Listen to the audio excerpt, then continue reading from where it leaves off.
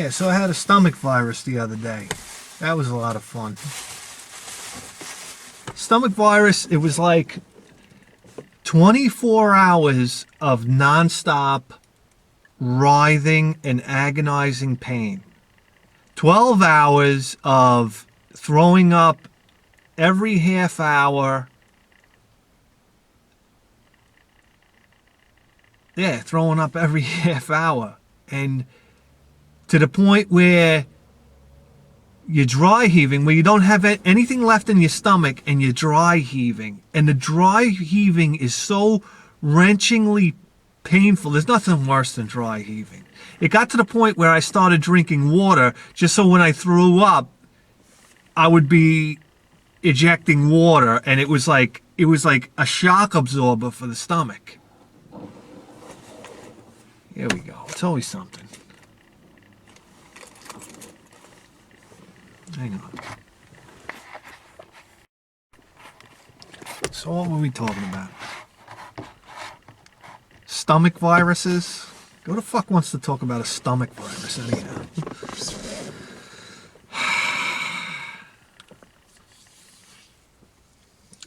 You want to talk about something video game related? When is anybody going to talk about silent debuggers for the TurboGrafx 16? No, I see a lot of these shows where guys do these top TurboGrafx 16 shooters and top TurboGrafx 16 games you should own and whatnot, and it's amazing to see just how out of touch people are. I mean, I love it. Don't get me wrong. I love the exposure for the system. I'm lying. I don't like the exposure to the system because all I see is the prices going up.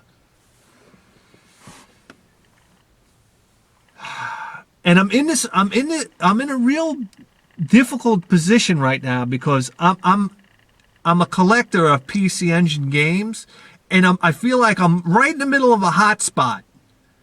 You know how they say, oh, buy low, sell high, buy. I feel like I'm buying high right now. I feel like I'm slowly trying to gather up because I get a little money here and there. You know, I try to put it together and then I can buy a game. But if you're going to buy a decent game for the PC Engine, you're looking at, you probably got to spit out at least $30 or $40. And don't tell me you can get it cheaper. Everybody can get everything cheaper. Everybody I talk to with a cell phone. Oh, how much you pay a month for your cell phone? $100 a month. Oh, really? I pay $40. Everybody in the world but me. I don't believe it anymore. So it's like, I forgot what I was going to say. Yeah, cut me some slack. I almost died from a stomach virus a few days ago. All right. I was going to talk about silent debuggers, but you know what? You want to talk about an interesting aspect to video gaming. And I find this used to happen to me a lot. When you would play a shooter or you would get to a boss, like a really cool boss or something like that, bosses usually have about 3 phases of attack in a shooter. You know, they start off, they fire a couple bullets at you, maybe a couple of homing missiles come flying out. That's like the phase 1 attack. Then the phase 2 attack would go, maybe they transform a little bit or open up, and the next thing you know, they hit you with a big cannon blast or a big laser beam or something like that. And then ultimately, they usually have like a third phase where they might do like, throw out these, who knows, another burst somehow or another. And I always found that it was so cool to see that boss do all those transformations. And then after the third time you beat him, you found the sweet spot. And inevitably, once you find the sweet spot on a boss, you can eliminate them before they even get past their first attack phase. So I always found this dynamic interesting. When I would have a friend over and, I would say, oh, you got to see this game. And it was always like, Lords of Thunder or Gate of Thunder. And also it was because, it was probably, it was on my TurboGrafx CD-ROM. Boss music was so awesome and whatnot. I remember it was a big rush to get to the boss, and then once you got to the boss, you would try to pace yourself so that your friend would be able to see. You would never tell him that what you were doing, but you would always pace yourself so that your buddy could see all the phases of the boss. So it was almost like, you know, you would kind of like lag behind and pretend like you didn't actually know the attack. And it always worked out. Whenever you try to show somebody something, it's like trying to have somebody listen to music. You ever prime example, you ever have a friend hop in the car and you're thinking to yourself, oh, I want him to hear this music. Let me pop it in. So you pop it in, and all your friend does is start talking. And you're like, you know, I was kind of hoping to get into the vibe of the music and whatnot. You always want to, you know, present the music to them, like, listen to this great music. And then inevitably your friend starts talking. And it's always when you don't give a shit about the music, then nobody talks and everybody sits there and listens to the music. It's always like when you're trying to force an agenda. Even if it's like subconsciously, you don't even say anything. It's like people know you're trying to cram something down their throat and they have absolutely no interest in it. So when they see you're all excited to show them like a part of a video game or something like that, next thing you know, you look over, you know, they're staring at the ceiling fan or something. I don't know. It was always with video games, I always felt the need to present it, you know, especially, you know, for game systems that I was so proud of. Forget about it. You came over my house. If you came over my house back in the early 90s and I was going to show you my Turbo Duo, oh, you were in for a show. You don't even know. You were in for a show. You didn't even know it. I was going to give you the best of the best.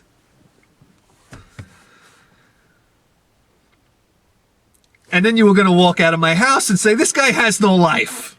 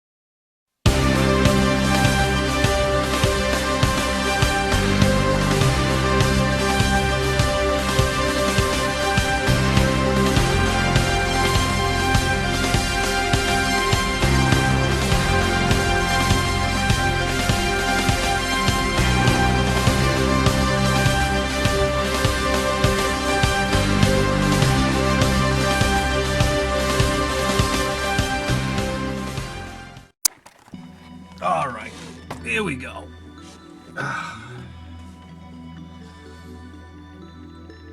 Don't worry, nobody got evicted. We're at our very first thrift store. Mom and pop, thrift shop. My first impressions walking in here were, there's no way I'm getting out of here without a bloodborne disease. There's Pedro behind the counter. Something about that guy I didn't like. He just seemed like the kind of guy that would take a dump in bed and then kick it out with his feet. Right off the bat, we got some PlayStation 2 games here, sports game, and then, a Dreamcast game. Suzuki All-Stars Extreme Racing. I said to myself, oh my God, where there's smoke, there's fire. There's got to be more Dreamcast games around here.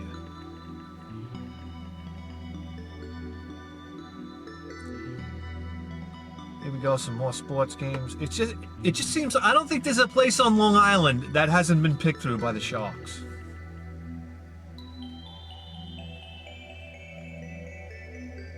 I sped things up because it was just getting ridiculous.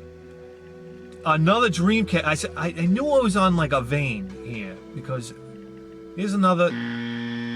Anyway. So that was a bit of a disappointment. Then as we go down here, of course, there's video games inside of a purse. I mean, this place, it was like a bomb went off. And if there's video games inside of a purse, naturally, I'm going to find something under a pair of high heels. Monopoly for the PS1, whoop-de-doo.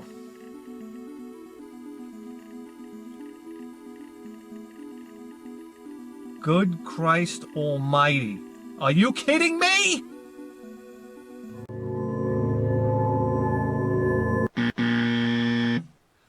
Well, there you fucking have it. It did have the soundtrack, and you know what? I was even thinking to myself, you know, maybe I'll go for it. So I just set it aside on a pile. That was like taking a chick home from the club and pulling up a skirt, and she's got a cock the size of a Pringles can. Here we go, some Black Label PS1 games. It was just some kid's game, but I got so excited that I threw it on my little pile there.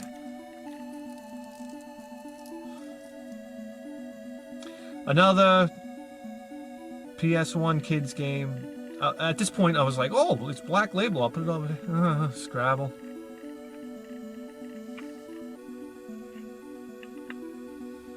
Hello Kitty.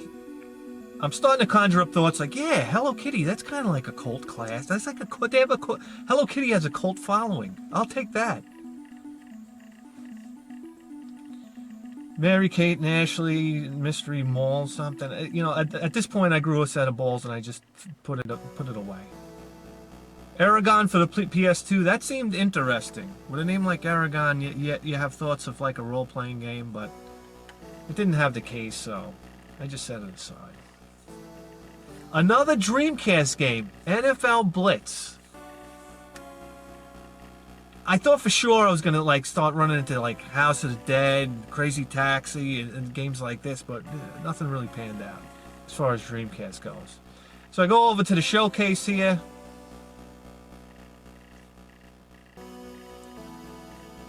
There's our friendly shopkeeper.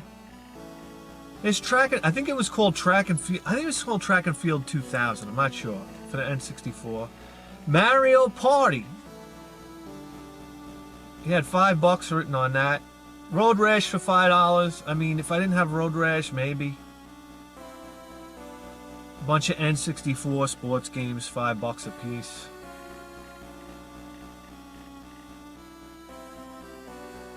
These were all labeled, but the games over on the rack weren't labeled. There's a cartridge that I decided to drop on the floor and then pick up again. I had no idea what that was. I thought it was an Intellivision game at first, but I think it was just some... I don't know what it was. Some more PS2 sports games.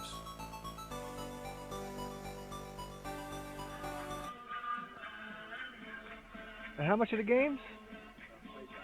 $5 each?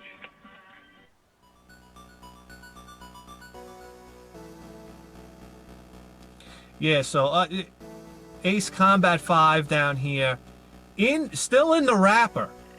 You wanted $17 for that. I was like, oh, you know what? It's a Namco game, still in the wrapper. Oh, by the way, you wanted $5 for all the games. I think you just heard him say that. So naturally, that stack of games that I put aside over there stayed over there. Sega Genesis, $45. Whoop-de-doo. $45, no wires, no controllers or anything. The Xbox there, I think you wanted $35 for that.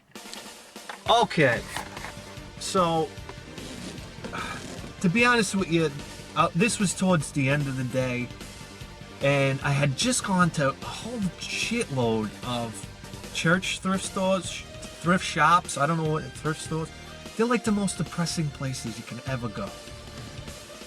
Alright. Some wrestling figures there, some Smurfs. You know, the church thrift shops, there's like that old lady, that real, like, she's like a conservative old lady, and you always think that she's sitting there giving you the evil eye because, like, you're young, and I'm not even that young, but you're young and hip, and maybe you got, like, your clothes a little ratty. And you just think that she thinks that you're, like, some type of, like, drug addict or something. All right, moving along. They had Life Force for $12. I was like, that's not.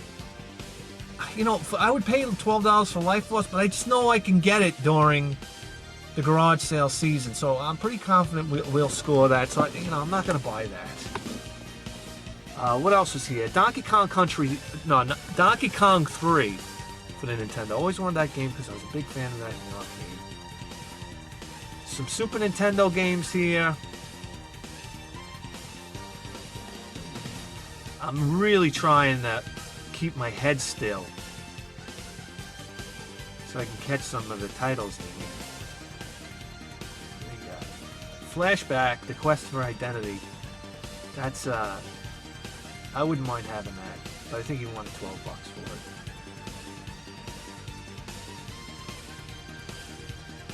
Now the prices in this guy's case, they are high, but I mean, if you really wanted a Super Nintendo Q*bert, somebody did a review on that, so that was really good. Here's some of the higher end Nintendo games: Donkey Kong Country, Super Mario Kart, Super Mario RPG.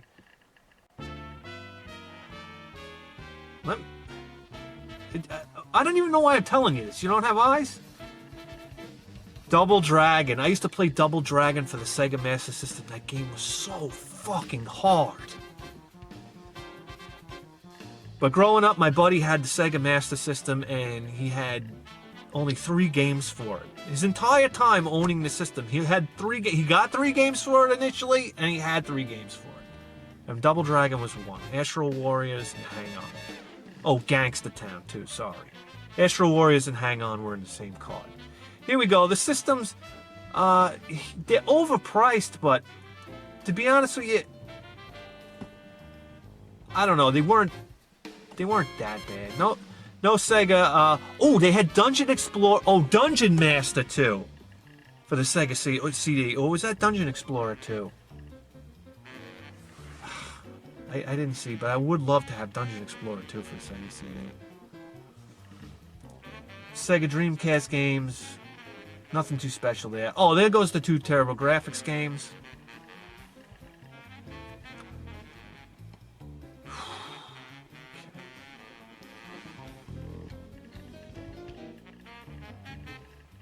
I think one was Keith Courage. Oh yeah, so I call the guy over here. The guy had breath like a horse just took a dump in his yap. It was like knocking me out. Oh, here we go. Pac-Land, $17 for Pac-Land. I was like, you know what? I'm out of here. Dark Castle. Okay, I wouldn't mind having Dark Castle for the Sega Genesis there. What else do you have here? Chuck Rock 2. That was pretty neat. California games for the Sega Master System. I didn't even realize that game was on the Sega Master System. Back there. And then this grabbed my eye. So, oh my god, Miracle Warriors for the Sega Genesis Master System. It's like a role-playing game. You wanted $12 for it. I was like, you know what? I might have to buckle on this one.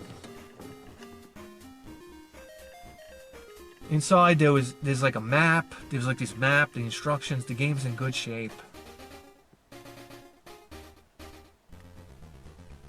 What a title for a game. The Miracle Warriors. That's such a great title. Here we go. Atari 5200 in the box. $100.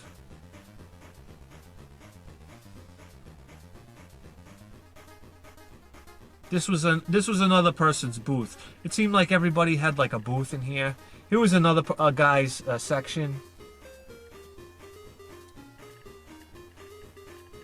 What games we got here? I'm panning too fast. There we go. The Immortal. The Immortal for $8. I didn't think that was that bad. I used to play The Immortal on the Sega Genesis. Absolutely loved the game.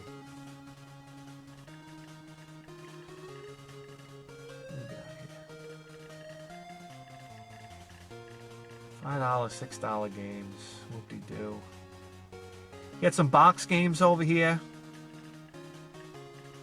$23 for Cobra Command? Come on. Some boxed Nintendo 64 games here. Oh, or the Super Nintendo games. A Chrono Trigger. He wanted $250 for that box Chrono Trigger.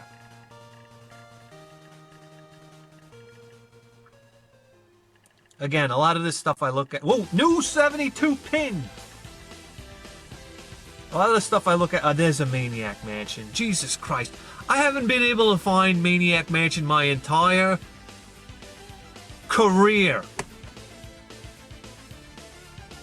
So far. For the last 4 years, I haven't been able to find Maniac Mansion. I don't know why.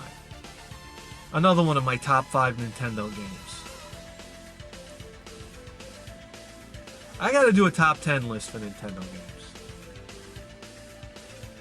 There we go. Some Sega Genesis games. No big deal. Oh, Crew Ball. Crew Ball was a big deal. Zero Tolerance, great game. Crew Ball was a big deal. If it was in the box. I forgot how much he was asking for that one. I don't think he had a price on it.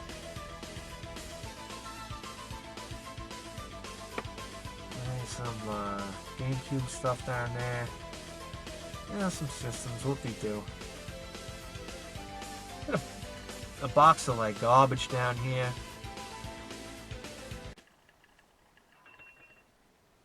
That, I don't know if you can hear that through the record. That made a really loud noise. I was really embarrassed because everybody was like, it was like people gasping, like, because there's like antiques all around. Look at this, Super Mario Brothers. This was interesting.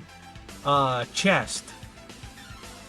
150 bucks. This is like Nintendo era stuff right here. Legend of Zelda print on the side. This was really interesting. I've never seen anything like that before. Here goes another guy's case. I was almost reluctant to show all these cases. I don't know if anybody really cares. There's some sports games at the top that obviously you don't even have to put in the case. What do you got here? What games?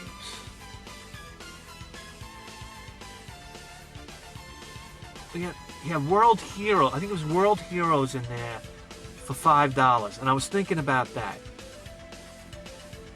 Even though World Heroes is a horrendous game for the Super Nintendo, it's just, I loved World Heroes for the Neo Geo, and just to have that connection would have been worth the $5.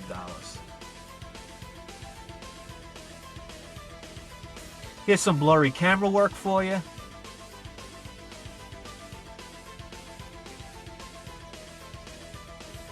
Bunch of Sega Genesis stuff. What was some of the the 7th Saga down there. Super Metroid. I should have slowed the camera down. I can't even see the price. There's Shadow Run right there. That was nice. Some N64 games. He did something very clever, labeling all the N64 games on the side so you could see. That was a Final Fantasy, a Super Game Boy.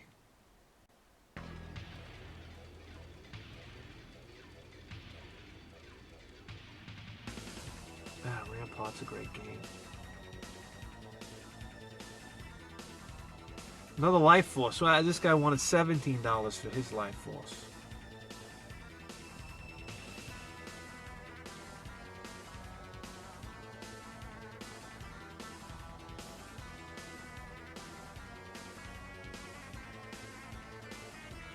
Crystal Palace right there.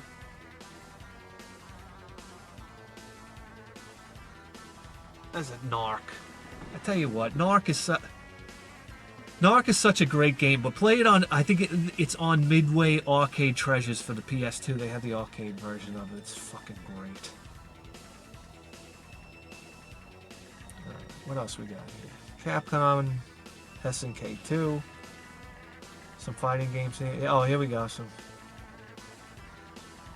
Some nice PS1 titles.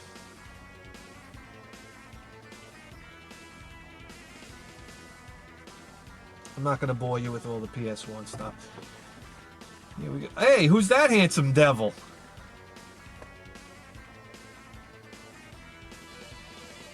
Alright, so on the floor was like this big, it wasn't that big, box of stuff on the floor here. It's like PS2 and Sega Genesis stuff. Some Atari stuff in there, a couple PS1 games. I noticed he had a sign in there. What did the sign say? It said $1 a game. So I was like, you know what? For $1 a game, I can go for that. But some of the games had price tags on them, so I was a little confused. I said, is it only like the games without the price tags? So I called over my buddy with the horseshit breath, and he said, no. He goes, yeah, everything in there is $1.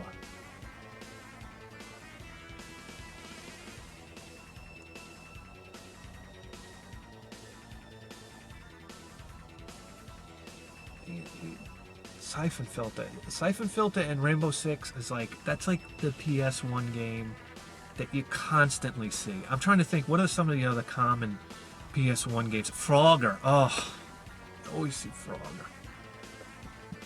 What else? They're like the depressing PS1 games. I mean, even more depressing than sports games.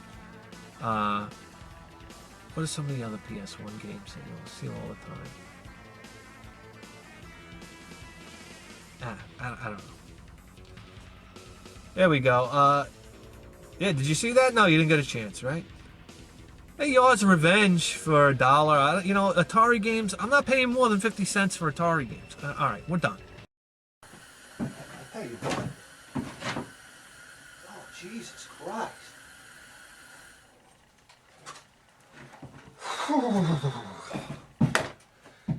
It is really fucking cold in here. All right.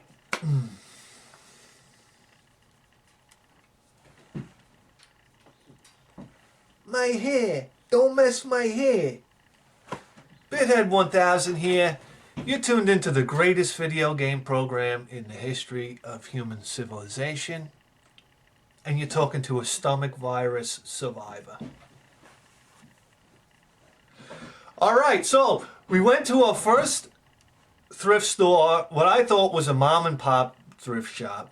I mean, when I walked in there, it looked like a garbage can shot a load all over the place. It's even funnier when he laughs at his own jokes. All right, so here we go. Basically, the guy was way out of whack with his prices. He had some exciting things there. It seemed like there was many things that could lead in different directions.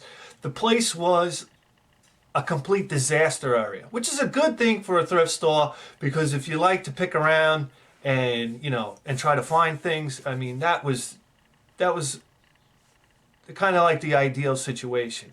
It's nice to know the place is sloppy, and, you know, it's weird how it sucks if a thrift store is organized, because you kind of know people are on top of things. When I think if I had a thrift store, I'd keep it a sloppy mess just like that, because I think people come in there and it automatically, psychologically, they believe that they're going to find something because everything's in such disarray.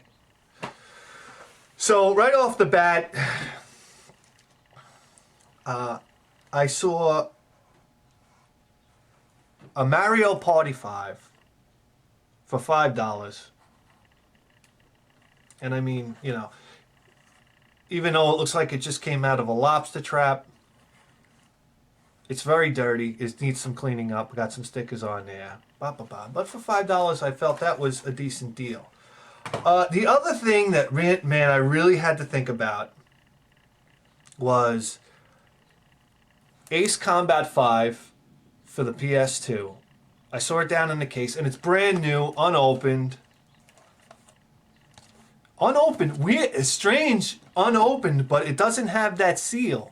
You know, like that foil type of seal on the end there. So that's kind of, I don't know. That's a little weird, right?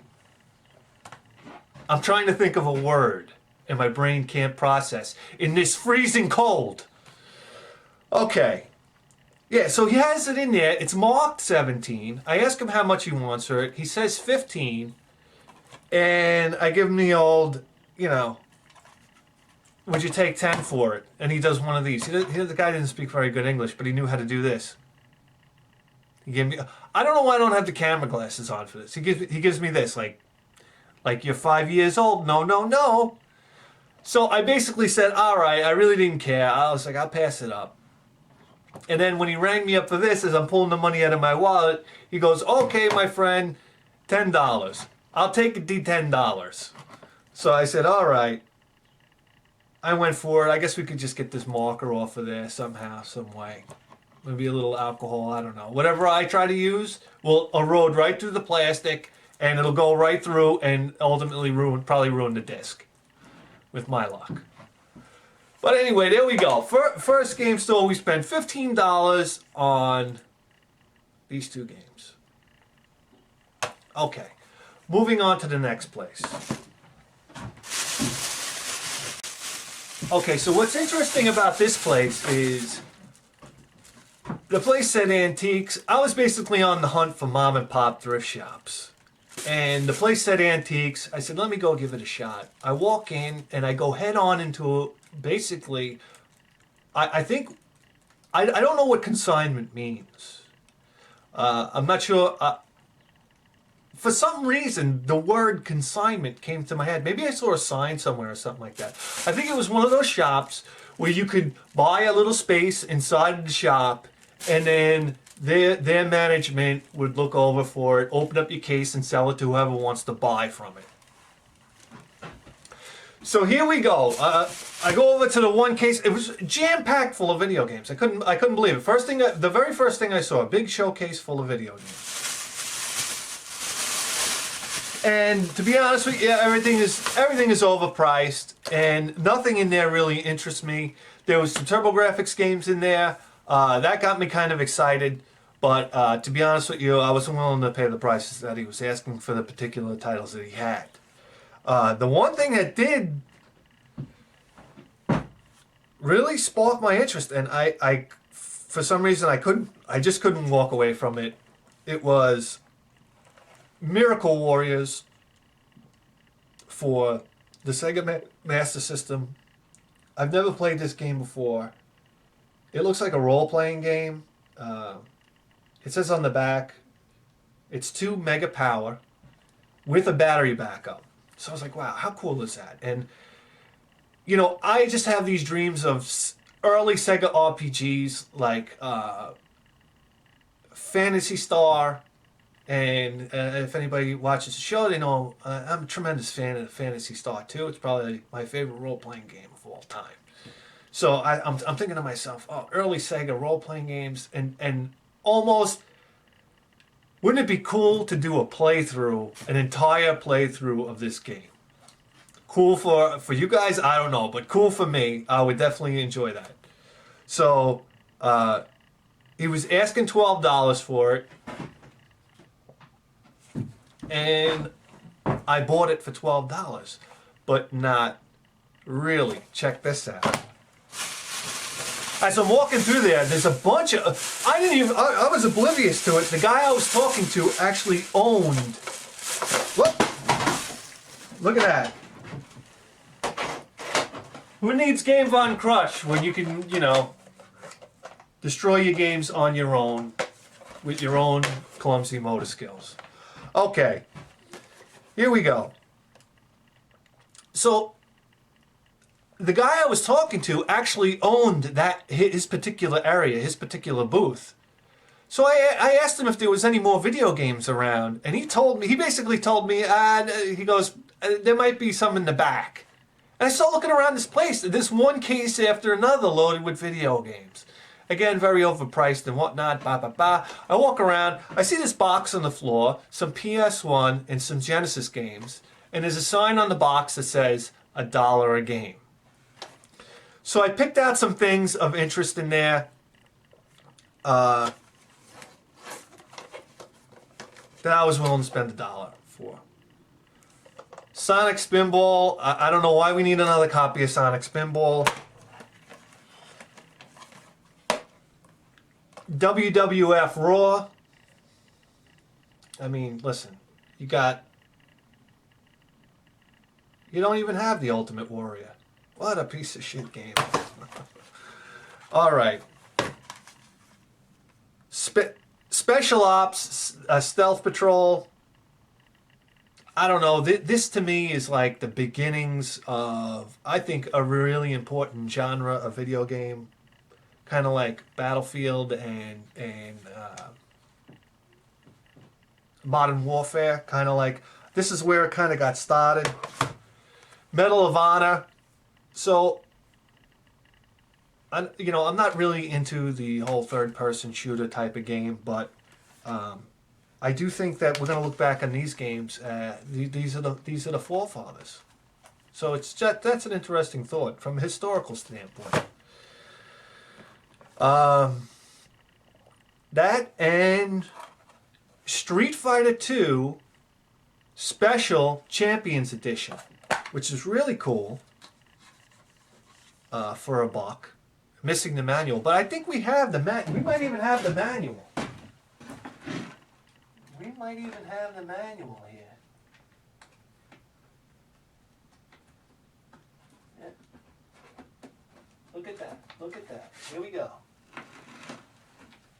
It's Street Fighter 2 Turbo for the Super Nintendo. Epic fail. Anyhow, Street Fighter 2, what can you say about Street Fighter 2 coming out? You know what the great thing about Street Fighter 2 is? It came out on all the consoles, and all the consoles hit a home run out of the park. The Super Nintendo did Street Fighter 2 to the 9s. The Sega Genesis did the Street Fighter 2 to the 9s. And the PC Engine did Street Fighter 2 to the 9s. I mean, you just can't lose with Street Fighter 2 in the 16-bit era. It really is a special game and a groundbreaking game as far as accurate ports from the arcade are concerned. I mean, this is really one of those. This is a real historic game in its own right. Street Fighter 2. So here we go. Basically, it's interesting how the shop works. I take all the guy's things. He brings them up to the front. I go and I get the other games that were $1 a piece. And the guy, another person helped me out, brought the stuff up to the front, handed it to the lady. And the lady says to the guy, how much? Because a lot of these have prices on them. As you can see, so does Miracle Warriors. Dropping games all over the place. And we broke our special ops. That's great. Okay. Where were we? So, yeah, so he hands her the stack of dollar games. She puts it with Miracle Warriors, and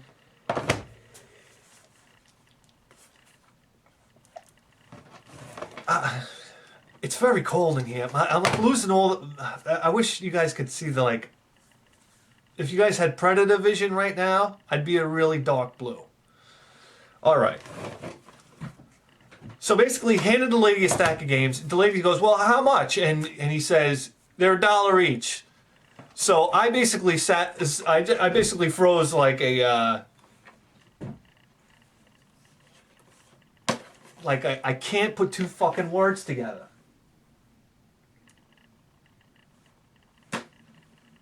I froze like a coat rack. I didn't say anything.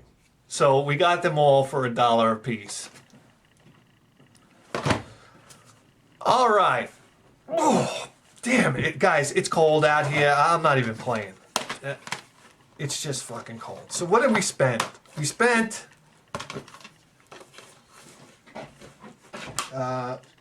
1, 2, 3, 4, 5, 6.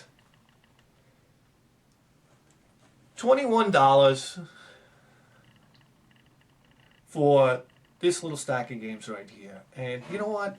I'm fairly happy with that in the middle of February.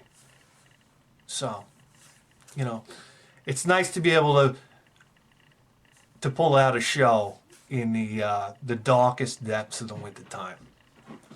So anyway, I'm BITHEAD1000. You just tuned into the greatest video game program in the history of human civilization. I gotta go thaw her out. I'll see you guys next time. Did I mention this game didn't have the Ultimate Warrior?